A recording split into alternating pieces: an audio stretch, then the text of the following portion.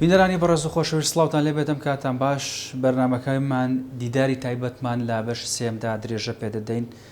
و لەم بەرنمەیەدا هەوڵ دەدەین کۆتایی بەو باسە بێنین و تیشک بخینە سەر ئەوەی کە لە شۆڕشی ئەیلولدا چی ڕوویداوە چی کراوە. مامۆستا شەوی 1964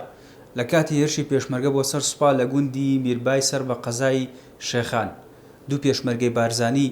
لەگەڵ محەممەد ئەمین میرخان بە سەختی بریندارە بن لە شەڕێکە. دواتر محەممەد ئەمین میرخان بارزانی ناچارە بێت کە داوا لە قایمقامی شێخان بکات پێم وابێت نەخێر مدیر ناحیە بەڵێ مدیر ناحیە ئەتروش بۆ ئەوەی کە بچێتە ئەتروش و چارەسەری تەندروستی بۆ بکرێت. ئەو ڕووداوە چۆن بوو پێم وابێ بارزانی زۆر بە برینداربوونی محەممەد ئەمین میرخان دڵنیگەرانە بێت. ئەو ڕووداوەشمان بۆ باسکەی سوپاس دەکەین. ئەو کاتانە شەڕ زۆر بە گەرمی لە بریفکا و لە چاپانکی پێڵەن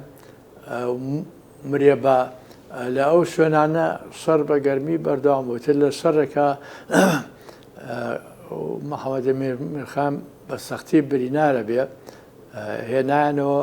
بۆ ئێمە لە ئارزەخ و ئارمش بووین لە پشتی ئەتروش کە سەربازانی زۆری خۆشەویست و لە گەنجاتی و هەڕەتی گەنجاتی هەر لەگەڵ سەرۆک بازانیا بووە بە ناچاری وتی بە تەسلیم بە مدیر ناحیە بکرێ و بەڵکو ئەو بینێرن بۆ مووسڵ و چارەسەر بکرێ. ئێتر عەلی عەسکەری ئاگاداری من کاغەزێکمان نووسی بۆ مدیر ناحیەکە کە بریندارێکی وامان هەیە زۆر مەمنونە بین کە وەری بگرن و بینێرن بۆ مووسڵ چارەسەر بکرێ. ئەگەر ئەتانوێ یعنی حکوومەت نیازی وتوێژیشی هەبێ ئێمە ئامادەین بۆ وتوێژ. بریندارەکان برد مدیر ناحیەش بە ئۆتۆمبیل ناردی بۆ مووسڵ لەوێ داخلی خەستەخانە بوو. بەڵام کەسانی ناحەز و جێرە شێوێن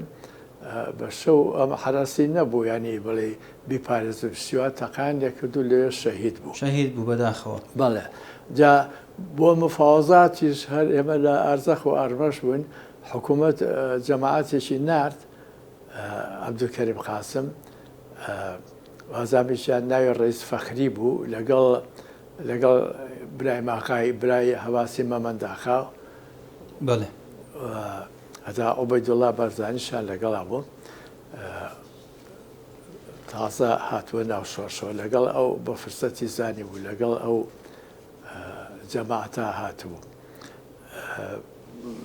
وانە بێ بڵێن مەسەن کورد چیەوێ وتی ئەمەلا بسفات تۆ چی دەوێ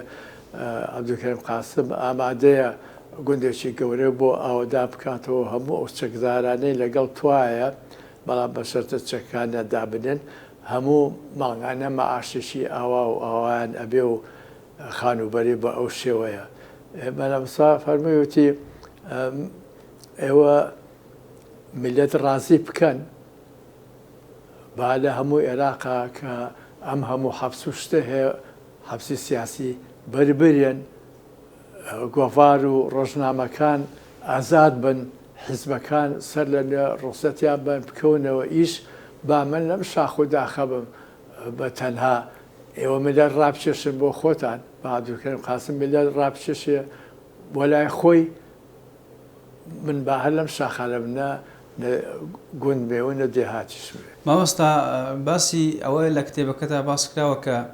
کاتێککە محەممەد ئەمین میرخان بە سەختی بریندارە بێ بارزانی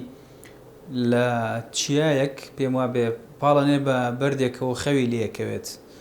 و دواتر باران دەست پێکات. ئەو ڕووداوەشم بۆ باسکە. ئەمە لەشکر ئەوە تانە ینی چون بۆ ڕێزە دێشی تر وەکو بلان و تەلان و هێلان و مەرسیدا لەبەر دەمی مەرسیدا ئەشکەوتێکی گەورە هەبوو خەڵکی ئەو گوندانە و بەزێ لە دێهاتێکیانی مەرسیدا ئەوانش هەرچوو بن ناو مەلەمەسا بە دەرەجای شۆڕژ ناچۆ ناو ئەشکەوتوانێ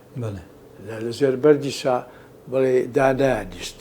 یعنی شوێنێکی زۆر ئەتیادی و بێپەروا ڕۆژە لە ڕۆژان نەمیری وایڵێ لە ئەشکەوتە نووسوانە بە هیچ ئەسڵ ساسن دێ 14 ساڵ لە خزمەتیا بووم. جا کە خەبەری زانی ئەوە محەممەد میرخان شەهید بووە وارێکە و بە شەو نانووست لە بەرەبەیانە لە شوێنەکە جیان بۆ ڕاخست و ئەمانەوەنێک کە هەبێ بەتانی وشتیەوە لەبەر دەمی نزیک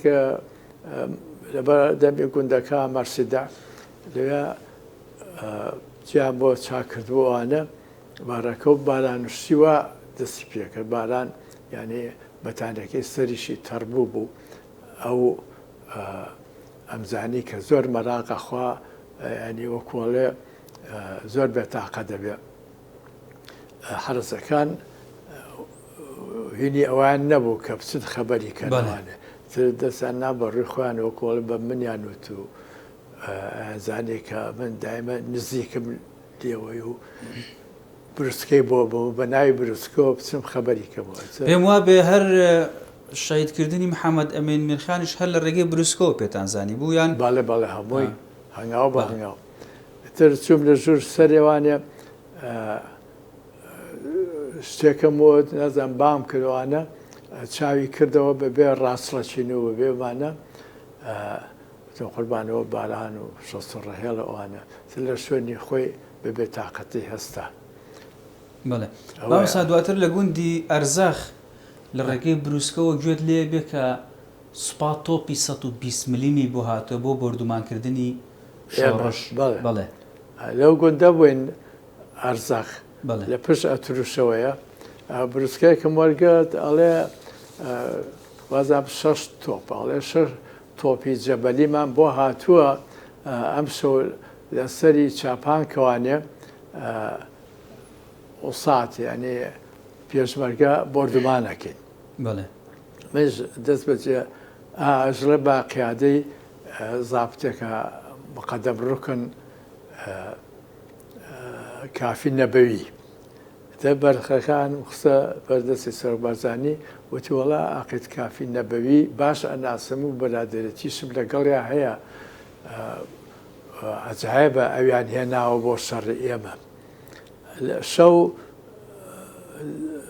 دەستیان کرد بە تۆپ هاویشتن هەتا ئەو ماڵی کە منی لێبووم تۆ ئێمە چرامان داگیستانە و تۆپێ لەبەر لە پشت خانەکەەوە کەوتەوانە چراکە کوژایوانە ئەجا سەرک بارزانانی من لە ئەرزەق بووم ئەو لە ئەربەش بوو لە ژوورەوە دانیشت بوون کە دیەکە تۆ باران کرا و ئەمانە تۆ باران نەکرا پێشمەرگەیەکی لەگەڵا بوو ناوی فەقۆ بوو خەڵقی ئاکرێ بوو تەماشای کرد زۆر ئەترسی و ئەوێ لە ژوورەکە هەڕا بکاتە دەرەوە وتی فەقۆ خۆ حاضر کە با بچین بزانین ئەو گولە تۆپانە کە یا بە ئەرزا چەند چاڵەکە چەندی چاڵەکە هەیە ئەرزەکە وتی باشە قوربانە بەڵام هەر بۆ زەردەخەنەی خۆی بوو بۆ تاقیکردنەوەی و یاخۆ سێکیاوە بەڵێ مامەسا دواتر بارزانی نەمەر پێم وا بێ بڕی 5 دینارێت پێدا بۆ پێداویستی کڕینی ئێزگەی ئاراس ئەو پارەیە چۆن بووە چۆن پێداویستەکانی ئێزگەی ئاراست بە 5 دینار دابین کرد لە گوندێ بوون نەبێتە بیرم گوندی ئەشکەفتیان پێوت لەوێ بووین ڕۆژەشان خوارە خۆش بوو عەلی شابان هات 5 دیناری بۆ هێنامەوەتەوە سەرک بەرزانی نردێتی بۆ تۆ بۆ مەسرفی خۆتان ئیتر بەش زۆر دەمێ بۆ خوا پارەم هەر نەبینی بوو پێویستیشمان بە پارە نەبوو ئەدەرە پێنجیراکەم قسە جرفانەوە ئاەوە تەبەن من هەر بە ڕەخت و فیشەشی بیان هەر بە فیشەکانەوە ئەنووسم جار بەجارە بە شۆخە کە خەبەرمەوە دەستێکە بۆ بزانم پێنجێنارەکەم ماوە سێ چوار ڕۆژ هەروە لە جرفانمان بوو ئەتر ڕۆژێکیان بە پێشبەرگەیەکە بوو دوتم بەڵکو بچێتە ناو ئاوایی هەنێ بڵێ هێلکە و ڕۆن و برنج و شتیوە وەگەریمکان بێ هینێکیشما بۆ بکردە بزنێک هەنێ بە 5 دینار بزنێکیشی کڕی کارژۆلەیەک برنج و ڕۆن و تەماتە و ئەم شانەشی هەر کڕێ هەر لە ناو دیەکە هێنایەوانێ تر لە لای ئێمە پێڵەن سەمەنی پەزان تەوە بڵێ گۆشت هەیە و برنج هەیە و ئەوانە پارەکە سەرف کرد خەوازانم ئێستا 750 فلس نیو دینار زۆر بوو بۆ کاتە زۆر بوو بەڵێ ئەی بزنیە مەسان بە ئەو پارەی بە 750 فلس کڕی بەڵێ مامۆستا ئەو کاتە ئێزگەکەتان هەر لەسەر پشتی وڵاغ بوو بەڵێ بەردەوام لەم شوێن بۆ ئەو شوێن ئەتان گواستەوە پێم وابێ لە شەڕێکا یەکێک لە ئەسپە دەست ئێوە کەوێ دەستی ئێزگەکانی پێشمەرگەکانی ئێزگەی ئاراسکەی تر نەجاتیانە بێ لەوەی کە ئەم ئێزگەیە بە دەست بگوازنەوەی خەنە سەر پشتی وڵاخەکە دواتر ئەو وڵاخەیە ئەو وڵاخە ئەدەنەوە بە خاوەنەکەی ئەو بەسەراتەشم بۆ باس بکە ئەوە هاتە لە ناوچەی بەرزان هاتین بۆ ئەملاترۆ بە دەستی هاودیانە هاتین گەڵێن گردن حشتر و بێشێ لە بێشێ بووین ئەوە ئیتر سەر بە منتقەی باڵەکایەتیە لە نزیک گوندێکەوە لامان نا بار و بارخانەمان خەز دەستمان کرد بە بروسکە وەرگرتنەوەمان لە وەختی ئێوارەیە هەنیە پێشمەرگە هی من بوون یا هینی تر چون بۆ ناو دەیەکە داوەندە دوورەوە هەواریان کرد چێن ئێوە وشەی دەرباز بوون سڕ لەیل پاسۆرت هی ئێمە ماسی بوو ماسی بەڵێ بەڕێکەوتی ئەوان مازی بوو مازی یعنی مازوو بەڵێ زۆر نزیک بۆ لێ نزیک بوون لەیەکەوانە تاوان پێشمەکان چوونە ناودێ و ئەمانە کاتێکیان زانی و تەماشای یەکتریەکەن ئەمانە پێشمەرگە نین چەکارن و وڵاخ و بار و بارخانیان پێ و ئەمانە جاشن لەکتری ئاشکرا بوون بوو بە تەقە لە ئەو شەڕە ژمارەیەشی زۆر لەوانە جاش بوون کوردستان شەکر و چاو شیتریان پێ بوو کە بیبن بۆ منتقەی لۆلان هەموو وڵاخەکانیان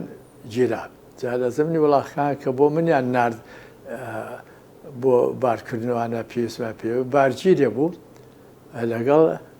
ئێسترێک ئەوە لای من مایەوانێ تر جیهازی بێتەلەکە لەسەر ئێسترەکە دامانە بەست پاتری و بنزین و جەلیکان و ئەمانش لەسەر پشتی بارگیرەکە ئەو پێشمەرگانەی کە لەو پێشتر جەلیکانەکان بە پشتیانەوە جەلیکانی بنزین و لەگەڵ سجلی بروسکە و ئەوانە زۆر پێخۆشاوەتە وڵا ڕزگارمان بوو ئەوان بە هزری خوانی تر کوردستانیش ڕزگاری بوو جا ئەو بارگیری کە لەگەڵمانە بوو بارگیری ڕەوەند بوو ڕەوەند کۆچەریەکان ئەو هینی ڕەوەند وڵاخەکانیان ناڵ ناکەن چون ناڵبەنگ مەسەن لە وەختی کۆچەری و شتیەوە ئەوەی ئێمە ملاحەزەمە کرد مەسەن زۆر مایە لەگەڵمانە لە بازەشونەکە کە بڵێ سمەکەی زۆر درێژ بووە خۆی لە بەردی سمەکانی لە بەردا سمەکانی ئەپەڕن بەڵێ دواتر ئەو کابرایە ئەو پیاوە دێتەوە لای هێزی پێشمەرگەی کوردستان داوا لە بارزانانی نەمرەکە کە ئەو بارگیرەهی ئێوە تەسلیمیەکەنەوە پێم وابێت بەڵێ ئێمە 64 بوو 1964 لە قەڵازێ بووین ساحێبی ئەو ئێسترە و ئەو بارگیرە زۆر خەبەری زانیوەکەوە ئەو وڵاخە هەر لە لای ئێمە ماوە هاتوو بۆ لای سەرۆبازانی لە سەنگەسەر ئۆتوبی شتێکی ئەوام هەیە ئیتر ناردیان بۆ لای من کە بیەینەوانێ منیش ئەوە پارەیەکم ما بە ئینەکە بە ساحبەکەی وت بۆ لە ڕێگا بۆ کاوجۆی ئەسپەکەش و بارگیرەکەش تاوان کورتانی تازەشمان بۆ کڕی بوون ئەوانە ئەوانشتان پێدان ئەوانشمان پیان ئیتر زۆر بە دڵخۆشیەوە لەو پێشتر هەتا وڵاخەکانمە کورتانی نەبوو یعنی سێ چوار بەتانی شەڕۆڕەوانە پێکەوت درو بووان بەسەر پشتی وڵاخەکانەوە بوو ئێتر کەوا نزیێ قەڵازێ بووین بۆ هەریەکان کورتانمان بۆ کڕی بوون ئەتر کابرا زۆر بە دڵخۆشیەوە مامۆستا شەڕێکی زۆر گەورە لە نێوان هێزی پێشمەرگەی کوردستان لە سەردەمی عەبدولکەریم قاسم لە مەنتیقەی بادینە نەکرێت و مەخفەرێکی پۆلیسە پێم وا بێت کە ئەچنە ناوی هێزی میری هێزی عەبدولکەریم قاسم ئێوە دوای ئەوەی کە بارزانی نەمرە چەند جارێک داوای لێ کات وە پێم وا بێت 3 تۆپتان پێ بێت کە ئاڕاستەی ئەو هێزەی ئەەکەن تونەی لێک لێ ئەدەن ئەوە چۆن بوو ئەو تونەیلە چۆن توانیتان لێ بدەن و ئەو هێزە بگرن ڕووداوەکە ئەوە بۆ یەکەم جار کێمە پەڕینەوە بۆ ناوچەی باڵەکایەتی سەر بەرزانی نامێ سەر ئەمری ئەو نامەیەک نووسرا و نارمان بۆ مدیر ناحەکە ناحەی بۆی خۆی تەسلیم کات بۆی خۆی تەسلیم کە بەڵام ئەوان هەرچە مەخفەری 4-5 مەخفەری پۆلیس هەبوو لەوێ لە ڕێزانۆک و لە گەڵاڵە و لە دەربەنی ڕایات و ئەمانە بە شەو شارەزار لە گەڵای و پۆلیسەکانش خەڵکی ئەو ناوچەیە بوون هەمویان چیا ڕۆشتبوون بۆ قەڵای ڕایات بەڵێ لای حاجی هۆمەران چوو بنە ناو قەڵاکەوە قەڵاکەش قەڵاکە تۆکمە بوو بە زۆر تۆکمە بەبەر دروست 4 قولەی هەبوو لە سوچەکانە و دەرگای گەورەی ئاسنی پێ بۆوانە هەموو چوو بنە ناو قەڵاکەوان ئێمە بۆ بە بەرقەیە زانیم لەو پێشتر کە بەرقیانە نووسی ئەمەسانووسی لە گەڵاڵەوە بەڵام ئەم جارە نووسی لە ڕایاتەوە زانیت کە لە قەڵاکەن چوێتە ناو قەڵاکە ماوەیەکی زۆر ئیتر پێشمەرگە چواردەوری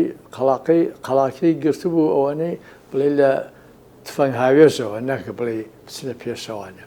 هەر تەسلیم نابوون چەند هاواریان نیەک ئەمە تۆپ و شتوان نەبوو یەک بازوکەمان تۆپتان هەبووە نەخێر یەک بازوکەمان نەبوو بازوکە تۆپ نییە ئەوەی لەسەر شان ئێتەکانی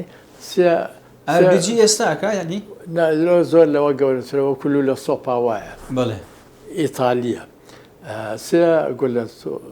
سێ ساڕخی بڵێ لەگەڵا بوو چۆن دەستان کەوتو بوو لە شەڕ دەستان کەوتو لە شەڕێکا دەستکەوت بوو بڵێ دوای 10 ڕۆژ 15 ڕۆژ تادید و ئەبلاولا هەر تەسلیم نابوون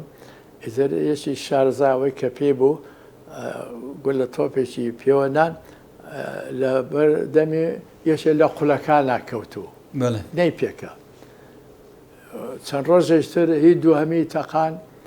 لە بەردەمی دەرگاها کەوتەوە هیچ سوودی نەبوو لە چەند ڕۆژێکی دواییە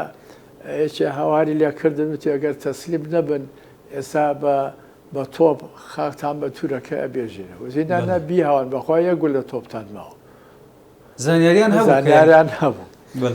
ئیتر مەلەوسا ئەمری کرد وتی بە هەتا کەی بەدار ئەمانەوە دابنیشن ئێمە بێ جۆڵمان هەبێ بەرە خوار بینەوە بزانن لەژێرەوە تونێڵان بۆ لێ بن بودران بۆ لێ بن بچنە پێشەوە بۆیان بچنە ناوان ئیتر بودران کارسکەنیان هێنا پێشمەرگە بوون ئەو کارسکەنانش نەخە خەڵکی ناوچەکە هاوکار بوون بەڵام ئەوانەیە کە پاس و پێمەڕە و خاکە نازان پێ و پێشمەرگە بوون لە بنەوانە ئیتر لە دووری دەوری 350 مەترەوانێ دەستیان کرد بە بودرلیان هەر بڵێ 20 مەتر 30 مەترێ کونیان نەکرد بۆ سەرەوە کارێز لەبەر هەوا بێت بۆ هەوا جا لەوێشە بەسەر نیشانەیەکیان دا ئەچەقان ئەوە لە دوایە پۆلیسەکان جێڕانەوە وتیان لە ئێمە وایە پێشمەرگە بەشەو هاتوۆتە ئەوێ و گەڕاوەتەوانە نەمان نەزانی لە بنەوەیە زۆر سەیرە ینی لە هەمان کاتە بڕوا بکە لە دوایە بیستم و ئەمانە لە ئەڵمانیای شەرقیەوانێ بۆ ئەڵمانیای غەربی لە ژێرەوانێ جەماعەتێ بودرێکیان لیا بوو کە لەو بەری جادەکە و بۆ ئەو بەری جادەکە هەموو 30 مەترێک بین بوو کە لە بنەوانێ بێن بۆ ناو هەمان کاتیش بوو لە هەمان کاتا بوو هەرەوەڵا نووسیوە بەڵام ئەوان ئەنواعی جیهازیان پێبوو جەنەڕێتەریان پێبوو بۆ ڕووناچی جیهازی تریان بوو بەڵام هێزی پێشمەرگە هیچ پێ نەبوو ئێمە پارچە و خاکەناز و پێمەڕە بوو دواتر قولەکەتان ئێمە زووتر تەواما یعنی وەکو بڵێ نەخێر ئەوان زووتر تەواویان کرد بەڵام ئێمە لە دووری 300 متر شیشی ئاوا بوو ئەوان هەمووی 15-20 مترە بوو بە ئەو هەموو خولەکە گیرا مامۆستا دوایی بەڵێ گیرا چۆن گیرا ینی لە ئاخر شوێنە بڵێ گەشتە بنکی یەکێ لە قوڵەکان ئیتر ئەوان لەسەر ئەو وادە هەموو تەسلیم بوون کە تەسلیم بوون بەڕێی ئێرانە بەڕێی خانە بەلام ساوتی لێوە بیانێنەوە بۆ لا حکومە لێوە ناردانەوە بۆ منتیقەی هێن بۆ نزیک حدودی تقریبا 8 کیلۆمەتر دوورە لە بەخاوە بۆ ئەو شوێنە تر لە ئەو بەینا کە بینرابوون زۆر ئزگەی ئارەمی باسییان کرد لەندەن و وڵاتانی تر ینی ناومان بوو بە مادەیەکی ئەلامی و جیهانی دوای ئەوە ئیتر ئێمە چوونە خوارە بۆ بێتواتە دەبێتواتە بووین مدیر ناحیە حەپس بوو ئیتر لەسەر ئەمری سەرۆک بەرزانی ئازاد کرا هەر لەو کاتەشا حکوومەت داوای وتوێژی کرد جاحەزەکەی باسی ئەوەش بۆ بکەم وەڵا مامۆستاکات یارمەتیمان نادات لە 19 ئایاری ساڵی 1962 سەرۆک مەسعود بارزانی پەیوەندی بە شۆڕشی ئەیلوولەوە دەکات دێتە ناو شۆڕشی ئەیلوولەوە یەکەم جار باوکی ئەبینێت ئەومان بۆ باس بکەی چۆن بوو تۆ خۆت لە نزیکەوە ئاگادار بوویت ئێمە لەسەر ڕووباری شین بووین زێ گەورە بەنیازەوەی بە شەو بە کۆنگا پیاڵەن کەڵک بپەڕێنەوە بۆ بەری سۆران بەڵێ لە ئەو کاتانە کاک مەسعود سەرۆک مەسعود بارزانی هات بۆ لامان من دانیشتە بووم خەریکی وەرگرتنی بروچکە بووم لەگەڵ مەلا سلێمان هاتنە لای ئێمەش بۆ دانیشتن و یەکتر ناسین ئیترە ئەوەی کە لە بەردەستی ئێمە بوو کتلێکی ڕەش و قۆریەکی ڕەش لەوە چامان بۆ لێنان لەگەڵ لە پەرداخی سەدر کەسرە چاشمان پێشکەش کردن ئیتر زانیم کە زۆر پێخۆشحاڵە شۆڕش لە ئەو کاتا جیهازی بێتەلی هەیە و چالاکی گوێگرتن لە دابدەستەکانی میری کە خۆم وەکو شارەزایەکی فیراسەم هەیە کە لێ وردمەوە زۆر دڵم پێخۆش و کە لێ هاتووە و زیرەکە و ڕۆژە لە ڕۆژان ئیشەڵا ئەم هەر یەکێکە بێ لە قایدەکانی میلەتی کورد. بەڵێ مامۆستا هەستی سەرۆک مەسعود بارزانی چۆن بوو لەو کاتا کە خۆت بینیت بۆ یەکەم جار دوای دابڕانێکی زۆر باوکیە بینێت و دێتە ناو هێزی پێشمەرگەی کوردستانەوە چەک هەڵەگرێت بۆ دیفاعکردن لە خاک و نیشتیمان ئەو کاتانە ئەو ینی سەرەتای تەمەنی بوو لە کوردەکەی ینی بە تەواوەتیش مووی سمێڵی دەرنەکردبوو 14 ساڵ یاخۆ گەشتێکی ئاوا بێت بەڵام وریایی و گورج و گۆڵی لێ لە دەموچاوی خوێندایەوانێ لە لای ئێمە دانیشت ئیتە